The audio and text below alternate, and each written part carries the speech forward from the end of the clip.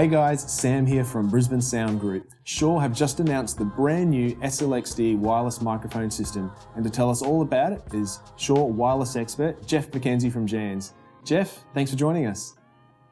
Hi Sam, thank you. Thanks for the invitation. Sorry I couldn't make it in person, but currently borders are closed everywhere, right? So I'm joining you from my luxury little home office here in Sydney. Hey, thanks for taking the time anyway. So SLX-D, it replaces SLX, which has been on the market for a very long time, been a very popular wireless system from Shure. What are we getting in the upgrade in the new SLX-D? What new features are we gaining? Sure. Short answer to that is that even though they both carry the SLX name, SLX-D is a digital platform. SLX, as you said, has been around for quite a while. It was an analog platform, so there's a fundamental change there, right? Pretty much everything's different. The short story for what is better about digital than analog and why is that if we think about an analog wireless system, the final quality of the output signal, its signal to noise, is determined directly by the carrier to noise ratio. In other words, the RF strength coming in. So as that starts to fade, if you're starting to walk out of range or you walk behind something into a shadowed zone, you can hear that. You hear the noise creep into the system. You hear those little pops and fits and hiss sounds, right? Digital systems are immune to that. So basically a digital system will carry a perfect signal up until the point it shuts down, so we get that perfect gone. That can still drop out if you walk far enough out of range, but in that operational range, the audio quality is far superior. So SLX-D, the product we're talking about here, has a dynamic range of 120 dB. So there's no compression, there's no compaction, it's completely linear.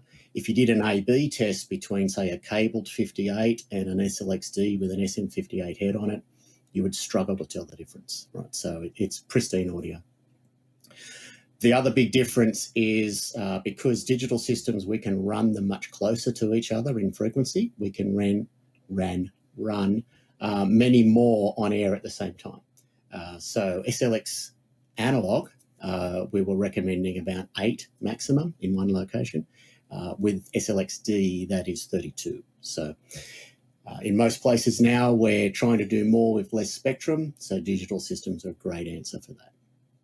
And I guess being digital and having more spectrum available like that, it helps get around wireless in-ear systems as well, which are obviously becoming hugely popular in our church environment, for example. So yeah, I can see that being super beneficial. SLX-D, it sits above QLXD and BLX in the Shure lineup. Those systems, they're a few dollars cheaper. What are we missing out on if we didn't spend the money on SLX-D, went with like a BLX system, for example? What are we missing in that? Sure. So BLX is an analog platform again. So again, we're talking analog versus digital. Now, the other differences there, the SLX-D system can utilize the lithium-ion rechargeable batteries in the docking recharger. So from an operational point of view, you've got some advantage there as well, right? Really, the only advantage analog systems have from a performance point of view is latency. Analog systems will always be lower latency. Digital systems, the quest has been to try and get them as lower latency as possible, but we'll never get them to zero. It's just physically not possible. Right? So SLX-D comes in at 3.2 milliseconds, which is very, very low latency. That's similar to QLXD, ULXD, the other platforms there. So in most applications, you won't hear that at all. So I guess the short answer to that is SLX-D is a far superior product to BLXD. BLXD will exist for a little while to fill in that price point and for those few applications where people want really low latency applications. But I expect that we'll probably see SLX-D taking a lot of those BLX sales. Yeah, and then QLXD is obviously the digital system just above BLX. It is digital, but it is different to SLX-D, isn't it, in the way it operates? Yeah, QLXD is a different animal completely. SLXD, QLXD, ULXD, AD, all of those guys live in the UHF TV broadcast band, which is our sort of primary band for wireless microphones. It's a great spectrum space. We've got a lot of spectrum there. but we're sharing with television. In some applications, there may be some cases where you don't want to share with television or you don't want to have to coordinate with television. So there's products outside of that band in what we call the ISM bands, industrial, scientific and medical bands. And that's where QLXD is. QLXD lives in the 2.4 gigahertz band, along with things like Wi-Fi, etc. So if you've got an application where you don't want to have to coordinate with TV, QLXD is a good answer for that. But it has to have additional latency because it's got to coexist with all those other ISM devices. So again, it comes down to, we like to find out a bit about the application. Where are they being used? How many do you need to get on air and things like that, and then steer in the most applicable path. Yeah, sure thing. And then above SLXD, we have QLXD, which has been around for a couple of years now. It's been a hugely popular system, very robust, sounds fantastic. What other features do we gain by going up to QLXD that are currently missing from SLXD? So SLXD and QLXD, the codecs are very similar. If you were to put them side by side and do a blind listening test, you'd probably struggle to tell the difference between the two. The real differences come in features. So for example, QLXD has encryption capability, which is used generally in sort of corporate type environments where you want to protect the message so that either someone deliberately or accidentally can't tune into the same frequency and hear what's going on. SLXD was sort of more intended for schools and churches, etc., where encryption is not important, right? So we can save some money by taking that out. It also doesn't have things like the DC bias on the antenna ports for directly powering active antennas and things like that. So most of the changes you'll see between QLXD and SLXD relate to sort of features rather than performance. Yeah, sure thing.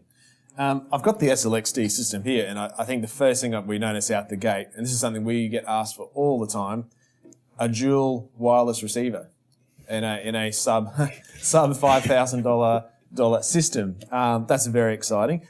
We've also got the single receiver on top. Any differences here? We're literally just gaining two receivers in a 1RU chassis. Is that correct? Yeah, except for it is a true dual channel receiver. It's not just two bolted together, right? So on the back of it, you would have noticed there's a single power supply connector, but more importantly, there's just a single pair of antennas in, right? So this can save you some external antenna distribution. So for example, if we were doing a multi-channel system, if we use our UA844 antenna divider, which can do 5 pairs out, you can link that to 5 dual receivers and get 10 channels of wireless going in 6 RU of space in a fairly economical package. So, yeah, the dual receiver has no disadvantage. It just allows you greater density and to utilise less external antenna dividers. Yeah, awesome.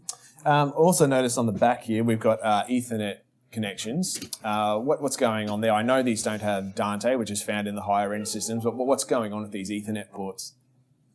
Yeah, I'm glad you asked because that has caused a lot of confusion. A lot of people saw that Ethernet port and went, oh, awesome, wireless workbench integration. I'll just get that out there now. SLX-D does not directly interface with wireless workbench. The intent of that Ethernet port is for a couple of things. Number one, firmware updates. We'll be issuing firmware updates from time to time. That's how you blast the firmware in. But from an operational point of view, what you can do is if you've got a multi-channel system, as I was saying before, maybe I've got 5 dual receivers for a 10-channel system. If I network them all together just with a standard Ethernet switch, when you scan for a clear frequency, I only need to do it once now. So I scan on the first receiver. It's aware of all the others in the network. So it goes, oh, I need to find 10 compatible frequencies, and it deploys those frequencies to the rest of the receivers. So that can be a real time saver. So no longer do you have to sort of like scan the first one, turn its transmitter on, scan the second one, 25 minutes later, you're still scanning. You can program all of them up on the fly without a computer, just using the front panel of one system. Awesome. Well, I've got them both turned on here and they are networked. Can you walk me through the scanning setup of them? Sure. It's relatively simple. There's a couple of options. There's one called a guided user scan, And then there's just group scan.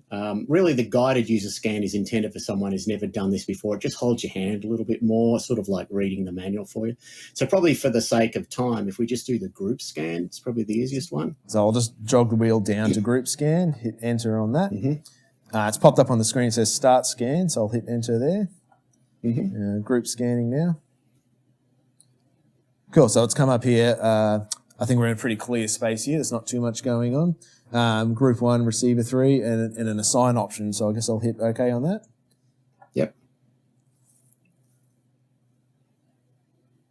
So it says here, channels from the selected group will be assigned to the 3 receivers. Push OK.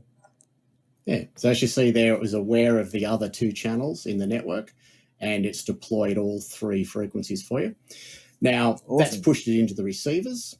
You still need to do the IR sync to your transmitters. So the last step of that would be you'd get your 3 transmitters, IR sync to the appropriate receiver, and away you go. Now, sorry, just before we try that, I can't help but notice this is a very different looking Beltpack, rounded edges and whatnot, almost like a giant pill or something. What's going on there? I won't eat it. No, we're used to the square matchbox style. What's any reasoning Shure have behind this? Yeah, there's a couple of reasons. Number one, I've got one here myself, Snap. It's more discreet when you're hiding it in costume and things like that, right? There's no sharp edges. It doesn't look like you've got a pack of cigarettes shoved under your sleeve or wherever. The other thing you'll probably notice is it's a polycarbonate material rather than aluminium. And there's a couple of reasons for that. And even in our high-end Axient Digital, the micro Beltpack is made out of this material as well now. It runs cool to touch. If you're wearing one of these things, the metal body packs, they get warm, right? And there's a lot of people that not that comfortable with the idea of this metal thing that's heating up strapped to them. What side effects might that have? And also the aluminium, the alloys that are normally used, some people can get sensitive to that because quite often they're strapped to performers that are sweating, and you can develop rashes because of that, right? So the polycarbonate is a nice inert material that runs cool to touch. And of course, the nice curved edges mean that it's a lot more discreet when it's hidden in costume, etc. Yeah, fantastic. Okay, so I'll turn this on. It's just booting up there. Now, so what's the process of tuning this to my SLX-D receiver here? Very simple. All you need to do is line up the infrared window, which is on the side there. The little one here I can see here. Yep. That shot there, that one. Yep. So hold that in front of it. And just go to the receiver and go to sync. And my hand out of the way so you can see what's going on there. I'm going to hit the sync button. And I can see the pack's just lit up here. And I can see I've got full RF. So that's tuned in. I'm going to quickly grab my lapel here. We'll just plug that in. 2.2.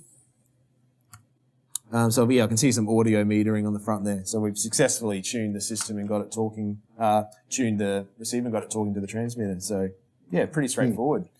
I've also got the that also transfers over any other settings that you may have dialed in from the receiver, things like the channel name, audio trim, things like that. Sure thing. And I've got the SLX-D2 transmitter here with the SM58 capsule. This is kind of looking similar to a lot of the other metal. I think they've gone to a metal transmitter here. Is that what's going on with Shure with the transmitter range now? Yeah, you see there's a very similar style to these. One of the main things that's different is there's a bit more prominent power switch on the side of these. And again, that's a conscious decision that in the sort of market where SLXD will go, people quite often want to be able to turn the transmitter on and off, whereas in more performance-oriented things, the switch tends to be a little bit more hidden to avoid people accidentally turning it on and off. It still uses interchangeable heads, so you can swap that mic head with anything else in the series. And we've got the docking battery charge pins here as well. So if you're using the rechargeable batteries, you can just drop the transmitter into the dock. It'll turn off and it'll charge. It's fine to leave it in that dock for an extended period of time. And then when you take it out of the dock, it automatically turns on and starts transmitting, which is great for those turnkey type solutions where basically once you've programmed the system up, you can just say, look, at the end of the day, just put it in the dock. And the next morning, your startup procedure is take it out of the dock and start talking. Yeah, awesome. So I'll tune this one in as well. I'm guessing it's the same process. Where do we find the IR receiver? Exactly the same. The IR window is just there underneath the LCD. Cool. So I've got my SLX-D transmitter here. I'm going to tune it into the receivers that we've just clear scanned. So the IR down the end here, I'll hold it in front, hit the, let me move my arm out of the way, hit the sync.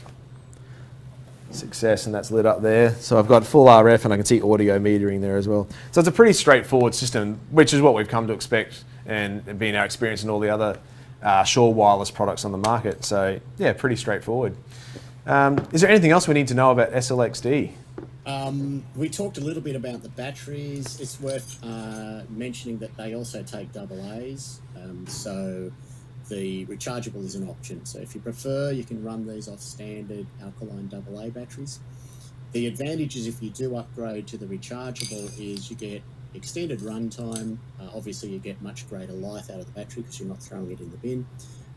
And you get your runtime on the LCD in hours and minutes. So there's no more guessing, right? Looking at that fuel gauge and trying to work out how long have I got out of this transmitter. When you pull it out of the dock, after about 30 seconds of calculation, it'll say something like 4 hours, 15 minutes.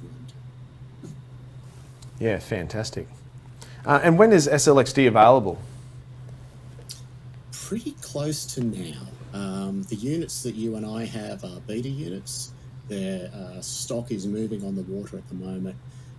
We will be bringing in, by default, we'll have 3 frequency bands available, which will cover between all 3 of them the entire Australian legal tuning range of 520 to 694. The default one will be what we call H57, which covers down the low part of the frequency band, including channel 27. So for people that aren't familiar with what that means is there's a little 6 megahertz TV channel right at the bottom of the band from 520 to 526, which is open nationally. So that's kind of a really good spot for people, particularly touring operators, to be able to get into because that piece of spectrum is available nationally. So H57 will be the default. Out of that, as I said, depending on the city you're in, we've done some simulations. In most places like Sydney, Melbourne, Brisbane, you get 25 to 30 compatible systems in there. Then if you've got really big systems, we'll have another 2 frequency bands available, but they'll be indent so that a little bit more lead time. Look, Jeff, thanks so much for joining us. Appreciate the info.